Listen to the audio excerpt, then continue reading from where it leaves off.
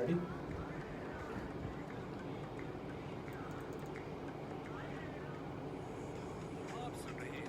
सुनो FM 89.4 Kashmir network.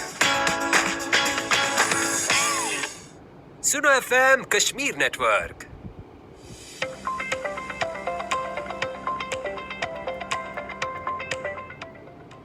बिस्मिल्लाहिर्रहमानिर्रहीम, अस्सलाम वालेकुम। प्रोग्राम बाखबर कश्मीर के स्पेशल शो के साथ मैं हूँ आपका मेज़बान सईदुर रहमान सिद्दीकी।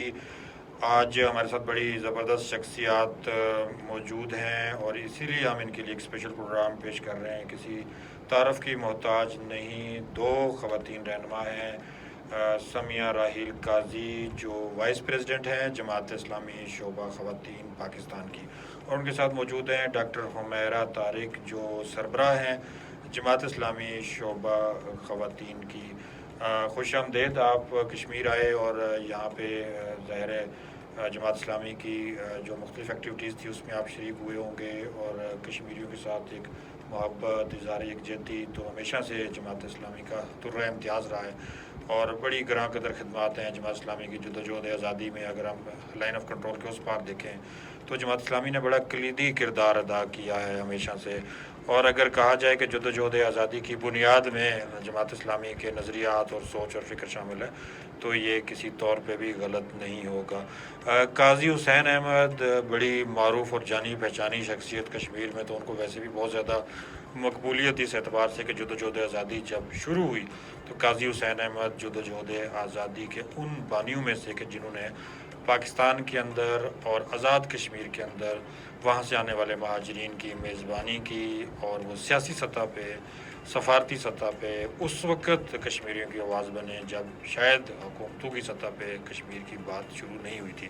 तो समिया राहील काजी का जब हमने सुना कि वो मुज़फ़्फ़राबाद तशरीफ़ लेके आई हैं, बहुत ज़्यादा मसरूफियात थी, तो हमने इनको रिक्वेस्ट भेजी कि आप हमें वक्त दें और सोना एफ 89.4 के जो हमारे सामीन हैं जो हमें रेडियो पे सुन रहे हैं और नाजरीन जो सोशल मीडिया के तमाम प्लेटफार्म्स पे इस वक्त लाइव हमें जो है ना देख रहे हैं और बिलखसूस लाइन ऑफ कंट्रोल के उस पार जो मकबूजा कश्मीर के हमारे बहन भाई जिनकी तरफ से बहुत सारे पैगाम आते हैं और बहुत ज़्यादा वो मोहब्बत का इज़हार करते हैं पाकिस्तान से और आज़ाद कश्मीर से, उनसे हम इन ख़ास मेहमानों को मिला सकें। तो डॉक्टर हुमैरा, आप जमात इस्लामी में ज़ाहिर ओहदे के लिहाज से सीनियर हैं, लेकिन समिया राहील काजी साहिबा से काजी साहब की निस्बत की वजह से ख़ास ज़ाहिर इनका है, तो आपसे मैं गुफ्तगू का आगाज़ करूँगा। जमात इस्लामी शोबा ख़वातीन जो है ज़ाहिर है उसका एक बड़ा किरदार है पाकिस्तान में भी। बड़ी एक मुनज़्ज़म ख़वातीन की एक जमात है जो जमात इस्लामी की अम्ब्रेला में ख़वातीन के शोबे के तौर पे आप काम कर रहे हैं। असम्बली में भी आपकी नुमाइंदगी रही है और उसके अलावा ये कि आप वहाँ पे ख़वातीन के हकूक़ के लिए भी बड़ा मौसर काम कर रहे हैं। थोड़ा सा जमात इस्लामी शोबा ख़वातीन का जो नेटवर्क है और कैसे काम करता है पाकिस्तान के अंदर और आज़ाद कश्मीर के अंदर, हमारे नाज़रीन और सामीन को बताइएगा। बिस्मिल्लाहिर्रहमानिर्रहीम। बहुत शुक्रिया भाई, आपने बात करने का मौका दिया। हमारा कश्मीर के साथ ईमान का रिश्ता भी है, रूह का रिश्ता भी है, जुग्राफ़ी का रिश्ता भी है और तहज़ीब का रिश्ता भी है। इन सब रिश्तों के होते हुए कश्मीर आना और यहाँ प्रोग्राम करना बिल्कुल ऐसे ही है कि जैसे मतलब आप बहुत ज़्यादा खुशी भी महसूस करते हैं और बहुत मोहब्बत का मामला भी है। तो आपके सवाल की तरफ आती हूँ। जमात इस्लामी पाकिस्तान के अंदर भी और कश्मीर के अंदर भी ख़वातीन का पूरा एक नेटवर्क है।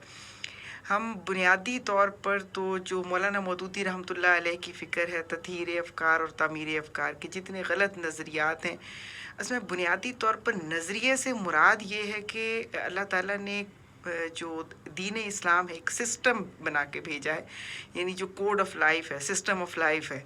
तो मौलाना मौदूदी रहमतुल्लाह अलैह ने ये बात समझाई है कि पूरा का पूरा एक सिस्टम जब अल्लाह ने दिया है तो उस पे अमल पैरा होने की ज़रूरत है, एक फ़र्द को भी, मुआशरे को भी और पूरी दुनिया को भी। और यही वो दीन है जो इंसानियत के लिए राह निजात है। اور ظاہر ہے کہ وہ اس کے پھر ہر فیلڈ ہے، ہر شعبہ ہے، تو اس میں مردوں کے ساتھ خواتین کام کرتی ہیں، اور خواتین کے دائرے میں اسلام کی دعوت دیتی ہیں. اس میں تزکیہ کی تربیت کی بات بھی ہے، اور اس میں ساتھ جو خاص طور پر خود شناسی، سیلف اویئرنیس. جب تک سیلف اویئرنیس نہیں ہوگی تب تک آپ رب کو نہیں پہچانیں گے. ہمارے تمام صوفیہ تک یہ بات کہتے ہیں کہ خود شناسی کے بعد ہی خدا شناسی ہے. تو پہلا کام تو ہمارا قرآن کی تعلیم ہے، قرآن پاک کی تعلیم کے ساتھ نبی صلی اللہ علیہ وسلم کی سیرت مطہرہ سے جوڑنا ہے، اور آپ کی سنتوں پر عمل کروانا ہے، فرائض کی ادائیگی ہے، اور منکرات سے بچنا ہے. لیکن اس سب کے ساتھ اس کا مقصد کیا ہے؟ اصل میں جو دین اسلام ہے نا، اس کا مقصد فرد کی یہ تربیت ہے کہ اس کے بعد وہ فلاح کا کام کر سکے، کیونکہ اسلام فلاح کا دین ہے. لہٰذا ہم اس سارے تربیتی سسٹم کے ذریعے خواتین کی فلاح کا کام کرتے ہیں. جیسے مثال کے طور پر ہمارے سینکڑوں کی تعداد میں ان بچوں کے لیے تعلیمی ادارے ہیں جو فیس نہیں دے سکتے، بلکہ فیس دینا تو بہت دور کی بات ہے، یونیفارم بھی نہیں خرید سکتے. ہم انہیں یونیفارم بھی دیتے ہیں، ہم انہیں کتابیں بھی دیتے ہیں، اور فری آف کاسٹ ان کی ایجوکیشن کا انتظام کرتے ہیں. اچھا، اسی طرح یتیم بچے جو ہیں، وہ جو دونوں طرح سے پیرنٹس ان کے نہیں ہیں، وہ ہم نے آغوش بنائے ہوئے ہیں. وہاں ان کو وہ سہولیات ملتی ہیں جو ہمارے بچوں کو بھی حاصل نہیں ہوتی. اور جن کے فادر نہیں ہیں ان کو ہم آرفن کیئر کے تحت انہیں گھروں کے اندر ساری ضروریات مہیا کرتے ہیں. اسی طرح خواتین جو جیلوں میں ہیں، ان کو ہم، اگر ان کی سزا پوری ہو گئی ہے لیکن جو جرمانہ ہے وہ نہیں دے سکتی، تو ان کا جرمانہ ہم ادا کر کے انہیں رہا کراتے ہیں. یعنی ابھی پچھلے رمضان ہی یہ ابھی جو گزرا، ہم نے 30 خواتین کی ضمانت کروائی ہے، انہیں رہائی دلوائی ہے ان کا جرمانہ دے کے، جس میں ایک خاتون وہ بھی تھی جس پہ 50 لاکھ کا جرمانہ تھا. اچھا، اسی طرح پھر جیسے خواتین وہ بھی ہوتی ہیں جنہیں لیگل ایک ایڈوائزری کی ضرورت ہوتی ہے، تو ہم فری آف کاسٹ ان کو ساری یہ سہولیات فراہم کرتے ہیں کہ وہ اپنا خلا کا کیس ہے یا اس طرح کے کوئی بھی مقدمہ ہے تو اس کو وہ مطلب سہولت مل سکے. اچھا، اسی طرح جیسے سندھ کا علاقہ ہے، گوٹھ گاؤں، اور جنوبی پنجاب کا ہے، یا خیبر کے دور کے علاقے ہیں جہاں بھی، تو جو خواتین گھروں سے نکل نہیں سکتی ہم ان سے وہاں سے کام کرواتے ہیں، پھر اس ایگزیبیشن باقاعدہ بڑی بڑی جگہوں پہ کر کے جو انہیں منافع ملتا ہے وہ انہیں واپس پہنچاتے ہیں. اچھا، اس کے علاوہ ہمارے پاس جیسے ادارے جامعۃ المحسنات کے نام پہ پورا تعلیم و تربیت کا ایک سسٹم ہے ہمارا. تو اس کے ساتھ ہمارے قرآن انسٹیٹیوٹ کے بہت سارے ادارے ہیں، کمیونٹی سینٹرز ہیں. یعنی اتنے سارے خواتین کے پروجیکٹس ہیں جو خواتین کی ویلفیئر سے متعلق ہیں، بچوں کی ویلفیئر سے متعلق ہیں. ہم بچوں کی تعلیم و تربیت کے لیے بھی، جیسے ہمارے ظاہر ہے کہ ایک ایجوکیشن سسٹم میں فرق ہے کہ کچھ بچے گرائیور اسکولز میں پڑھتے ہیں، او لیولز، اے لیولز، اور کچھ پنجاب ٹیکسٹ اس پہ چلتے ہیں. باہر ہم ہر ایک کے لیے الگ سیٹ اپ رکھتے ہیں ان کی مینٹیلٹی کے اعتبار سے کہ وہ اسلامی تعلیمات کو بھی سمجھیں اور تہذیب کو بھی سمجھیں. یعنی ایک ہمارا الحمدللہ وسیع نیٹ ورک ہے، اور یونین کونسل کی سطح تک ہمارا یہ سارا سسٹم جو ہے وہ چلتا ہے. اور ساری ہم اپنے اخراجات بھی ہم خود جنریٹ کرتے ہیں. یعنی مطلب جیسے وہ یوں کہہ لیں کہ جو اللہ تعالیٰ کہتے ہیں لن تنالوا البر حتی تنفقوا مما تحبون، اسی جذبے کے تحت، اور باقی ہم ساری چیزیں بھی خود مینیج کرتے ہیں الحمدللہ. جی ماشاءاللہ، بڑا زبردست کام ہے آپ کا. صرف جو ہے نا اقامت دین کے لیے نہیں بلکہ ویلفیئر کے لیے، جیسا کہ آپ نے بتایا کہ خواتین کی فلاح و بہبود اور خدمت خلق کے بے شمار منصوبے. الخدمت فاؤنڈیشن بڑی معروف این جی او ہے، اور اس کے پلیٹ فارم سے جو آپ کام کر رہے ہیں وہ تو تقریباً سبھی کو پتہ ہے.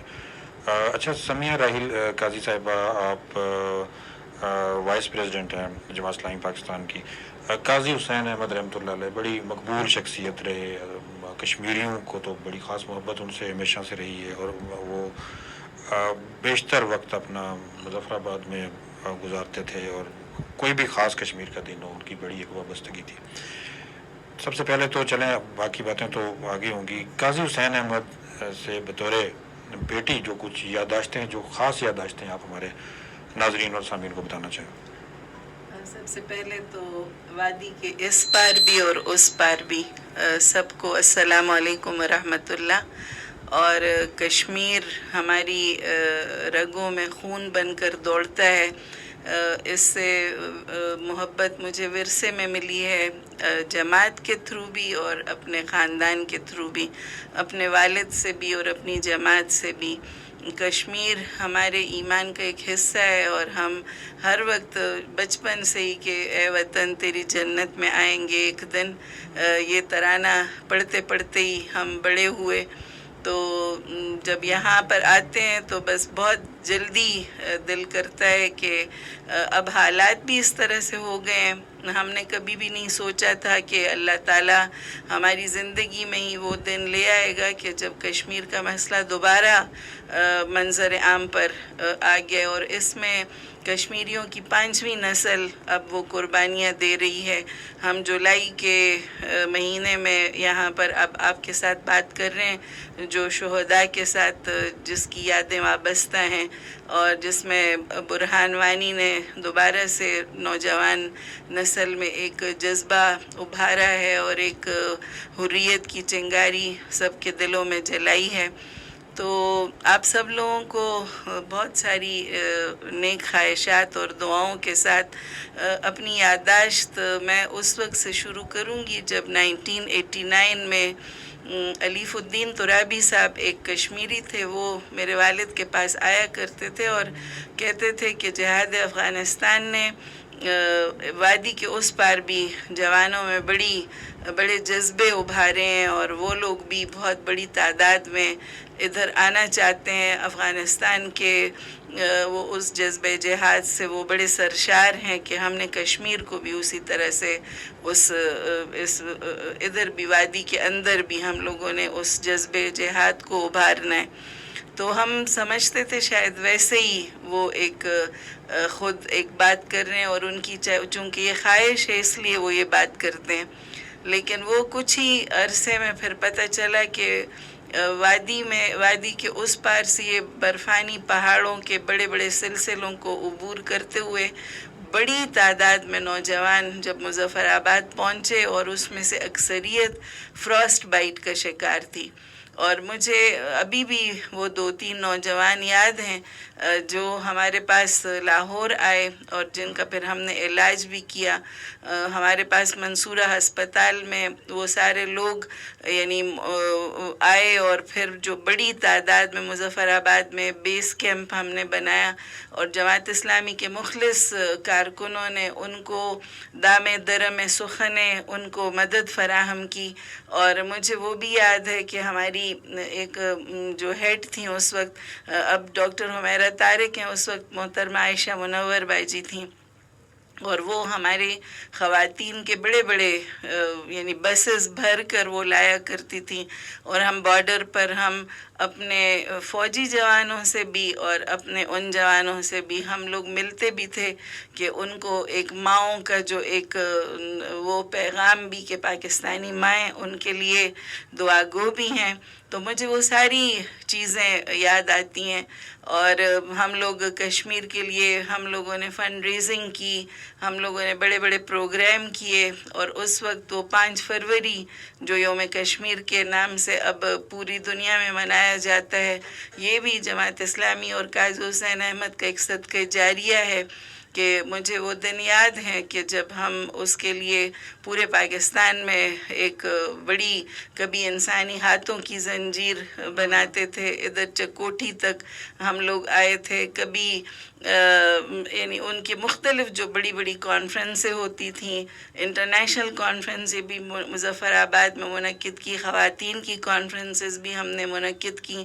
تو اس طرح سے وہ ساری یادیں یعنی وہ کوئی بہت دور کی بات تو ہے نہیں، اس جد و جہد کو ابھی بھی وہی جد و جہد جماعت اسلامی کا مخلص کارکن آج بھی کر رہا ہے۔ تو یہ وہ تسلسل ہے جو کہ ایک ہمارے جذبوں کو ابھارتا ہے، اور ہم لوگ کشمیریوں کے ساتھ مجھے سید علی گیلانی بابا ان کے بہت سارے ٹیلی فون بھی یاد ہیں کہ وہ فون پر رابطہ کرتے تھے۔ جب آغا جان جیل میں تھے تو میں ہی ان کے ساتھ بات کرتی تھی، اور جب ان کی وفات کے اوپر بھی ان کا پیغام آیا تو بہت ساری خوبصورت یادیں ہیں کہ جب وہ بڑے جذبے سے کہا کرتے تھے کہ ہم پاکستانی ہیں، پاکستان ہمارا ہے، تو ہم یہاں سے ان کی بیٹیاں انہیں کہتے تھے کہ ہم کشمیری ہیں اور کشمیر ہمارا ہے اور سارے کا سارا ہے۔ تو یہ ابھی بھی وہ جب یادیں تازہ ہوتی ہیں تو وہی جذبے بھی دوبارہ یاد آ جاتے ہیں۔ اور ایک پورے مال روڈ کے اوپر، مجھے یاد ہے لاہور کے مال روڈ کے اوپر بہت بڑے بڑے جلسے ہوتے تھے، اور 5 فروری کا دن پھر ایسے ہو گیا کہ مجھے یاد ہے وہ کہتے تھے بیٹا ہم تھوڑی سی محنت کر لیں 5-6 سال، پھر اللہ تعالیٰ اس کو بڑی برکت دے گا اور پھر سارے لوگ اس کو منایا کریں گے۔ تو آج بھی جب 5 فروری آتا ہے تو مجھے ان کی یہ بات یاد آ جاتی ہے کہ جب آپ اخلاص کے ساتھ کوئی کام شروع کرتے ہیں تو اللہ تعالیٰ اس میں پھر بہت زیادہ برکت دیتا ہے۔ اور میں خاص طور پر ذکر کروں گی حلقہ خواتین جماعت اسلامی کا کہ اپنے زیور اتار کے دیے، ہماری ساری قائدات، مجھے میری امی کا بھی یاد ہے کہ وہ سارا اپنا زیور غجان کو دے دیا تھا کہ یہ آپ جہاد کشمیر میں دے دیں۔ تو اسی طرح سے ہمارے لوگوں نے جن کے پاس کچھ بھی نہیں تھا انہوں نے بھی اپنے کانوں کی بالیاں اور ہاتھوں کی انگوٹھیاں اور کڑے، اور تو مجھے ابھی تک یاد ہے کہ وہ جھولیاں بھر بھر کے ہم لوگ وہ فنڈ ریزنگ میں وہ اتنا زیادہ زیورات اور یہ ساری چیزیں دیا کرتے تھے۔ تو یہ ایک بڑی خوبصورت یادیں ہیں اور ایک ان جذبوں کو جلا بخشنے کے لیے مہمیز کا کام بھی دیتی ہیں۔ جی یقیناً یہ ساری جو باتیں آپ نے بتائی ہیں اس کا گواہ ہر کشمیری ہے، اور آپ لوگوں کی جو والہانہ وابستگی رہی ہے، اور جس طرح سے قاضی حسین احمد رحمۃ اللہ علیہ اور ان کی جماعت نے جو کردار ادا کیا ہے، بنیادی کردار، وہ کشمیر میں کم سے کم کسی سے پوشیدہ نہیں ہے۔ حمیرہ صاحبہ، جماعت اسلامی سے متعلق گفتگو ہو رہی تھی، آپ نے بہت سارے فلاحی کام بھی بتایا جماعت اسلامی کے، اور سیاسی کام پہ میں آؤں گا کہ جماعت اسلامی خدمت کے شعبے میں باقی جو ہے نا بنیادی جو مسائل ہیں خواتین کے، اس پہ بھی بڑی آواز اٹھاتی ہے اور بڑا کردار بھی ادا کر رہی ہے۔ تو آپ کیا سمجھتی ہیں کہ پاکستانی خواتین جو ایک عام خاتون ہے وہ کس حد تک آپ کا جو ہے پوائنٹ آف ویو اس کو پذیرائی ملی ہے، اور جو تھوڑا بہت خلا ہمیں محسوس ہوتا ہے کہ ایک عام عورت شاید اس طرح سے جماعت سے زیادہ باقی جو سیاسی جماعتیں ان میں زیادہ فعال ہمیں دکھائی دیتی ہیں، کیا یہ بات صحیح ہے؟ یا اس کے علاوہ آپ کو جو ہے نا جو گراؤنڈ پہ جو فیڈ بیک مل رہا ہے وہ اصل میں کیا ہے؟ آپ کے سوال کے اصل میں 2 حصے بنتے ہیں۔ پہلی بات تو یہ کہ سیاسی طور پر جماعت اسلامی مرد بھائی ہوں یا خواتین ہوں، بہرحال ایک سیاسی طور پر کامیابی ہم حاصل نہیں کر پائے۔ اس کی وجہ یہ ہے کہ بر صغیر کے اندر اسلام صوفیہ کے ذریعے پہنچا ہے، اور ہمارے باوجود اس کے کہ سید ابو الاعلیٰ مودودی رحمۃ اللہ علیہ نے پورا لٹریچر ہی اس کے اوپر ہے کہ انہوں نے پورے دین اسلام کا جو صحیح تصور ہے وہ پیش کیا، مگر ہمارے ہاں ابھی بھی دین مذہب ہے۔ ہم مذہب کو دین نہیں، مطلب اس پارٹ کو سمجھتے ہیں بس، جو دین کا ایک پارٹ مذہب ہے۔ ہماری عام پوری آبادی جو ہے وہ مذہب تک ہی رہتی ہے، اور مذہب کو وہ یہ سمجھتے ہیں کہ یہ تزکیے کا ذریعہ ہے، اور تزکیہ نفس ہو گیا، تشنگی جو اندر اللہ تعالیٰ نے بندے کے رکھی ہے وہ پوری ہو گئی، بس اس کے بعد اس کا کام ختم ہو گیا۔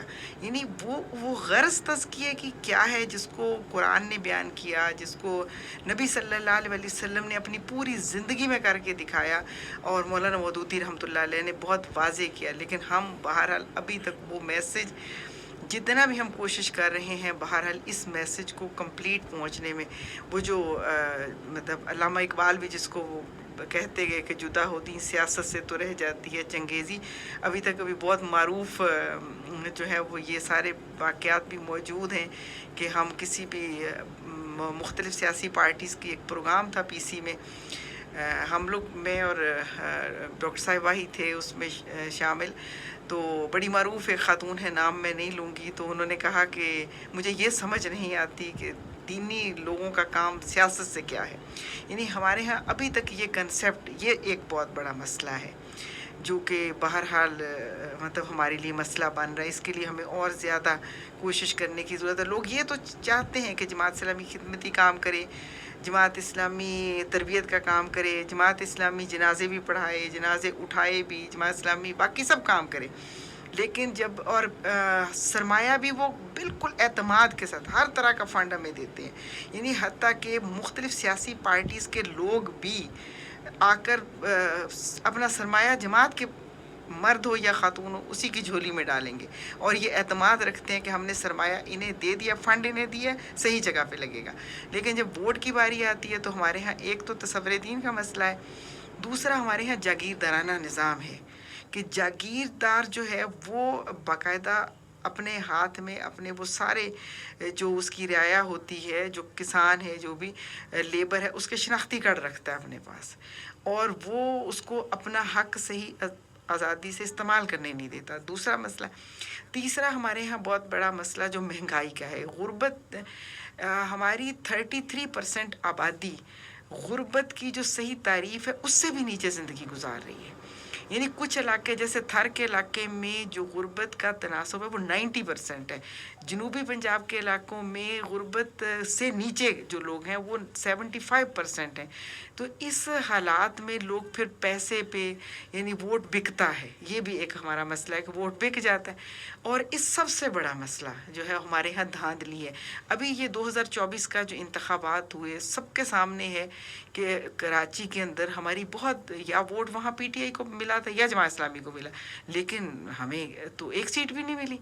اچھا, اسی طرح سب کے سامنے ہے کہ خیبر کے اندر ہماری پوٹینشیل سیٹیں موجود تھیں لیکن ہمیں نہیں ملی. اب یہ جو دھاندلی والا عمل ہے وہ بھی ہمارے لیے مسئلہ ہے. اس لیے مسائل کافی سارے ہیں, اور مولانا مودودی رحمۃ اللہ علیہ نے تو ایک مطلب شرع تناسب کے لحاظ سے متناسب نمائندگی کا ایک فارمولہ دیا تھا کہ اس اعتبار سے کہ جو بھی کینڈیڈیٹ ہے جتنے بھی اس کو ووٹ پڑے ہیں ٹوٹل ووٹ کے اوپر سیٹیں آئیں گی. متناسب نمائندگی کے اوپر کوئی شکل آئے تو بہرحال کیونکہ ووٹ بکتا بھی ہے اور برادری کا ووٹ بھی ہوتا ہے, یہ ایک مطلب بہت سارے مسائل ہیں. لیکن جو سوال کا دوسرا حصہ ہے نا, پاکستان کے اندر ویمن ونگ جماعت اسلامی الحمدللہ اتنا منظم ہے کہ کسی بھی سیاسی پارٹی اور کسی بھی مذہبی پارٹی کا ویمن ونگ اتنا منظم اور نہ ہی اتنا ایکٹیو ہے. ہم الحمدللہ ہر سیاسی پارٹی سے اور ہر مذہبی پارٹی سے زیادہ تعداد میں بھی موجود ہیں اور ہماری کارکردگی بھی موجود ہے. اچھا, تھوڑا سا میں اضافہ اور کرنا چاہوں گی سیاسی حوالے سے کہ بے شک یہ بات حقیقت ہے کہ ہمیں کبھی بھی ابھی تک حکومت نہیں ملی, لیکن اگر پاکستان کی تاریخ میں دیکھیں تو قرارداد مقاصد کی منظور کروانے میں مولانا مودودی رحمۃ اللہ علیہ کا کردار, پھر قرارداد مقاصد کو آئین کا حصہ بنوانے میں مولانا مودودی رحمۃ اللہ علیہ کا کردار بہت واضح رہا, اور یہ بات بالکل کھل کے سامنے ہے. اچھا, آئین پاکستان جو اس وقت نافذ ہے اس کا مقدمہ تحریر کیا پروفیسر عبدالغفور صاحب نے. یعنی پھر اس کے بعد جو تحریک نظام مصطفیٰ چلی, مسئلہ قادیانیوں کو غیر مسلم قرار دینے والا, امت کا تصور اجاگر کرنے والی شخصیت مولانا مودودی رحمۃ اللہ علیہ.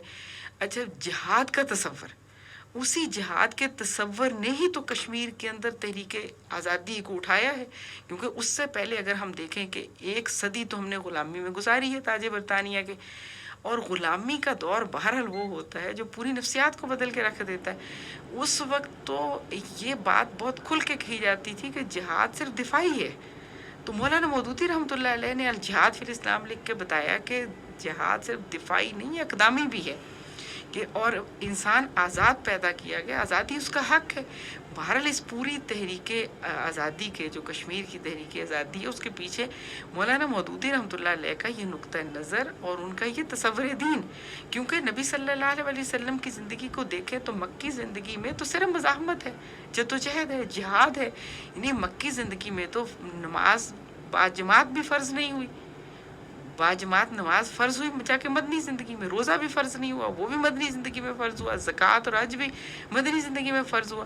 مکی زندگی تو ٹوٹل مزاحمت کی زندگی ہے, جدوجہد کی زندگی ہے, تاکہ نظام قرآن سسٹم لے کر آیا ہے اور وہ سسٹم انسانیت کی فلاح کا سسٹم ہے. اصل میں اگر یہ بات لوگوں کو سمجھ آ جائے کہ انسانیت کی فلاح صرف قرآن کے اندر ہے, صرف دین اسلام کے اندر ہے, تو پھر یہ مسئلہ حل ہو جائے. لیکن इंसान थोड़ा सा वैसे इंसान है ही नसियान से, तो वो थोड़ा भूल भी जाता है, और कुरान ने खुद कहा कि उजलत पसंद भी है, तो जल्दी फ़ायदा चाहता है, इसलिए कभी सोशलिज़म की तरफ भागता है, कभी कम्युनिज़म की तरफ भागता है। लेकिन असल जो सुकून मिलेगा, फलाह मिलेगी, वो इस्लाम ही की तरफ मिलेगी इंशाअल्लाह।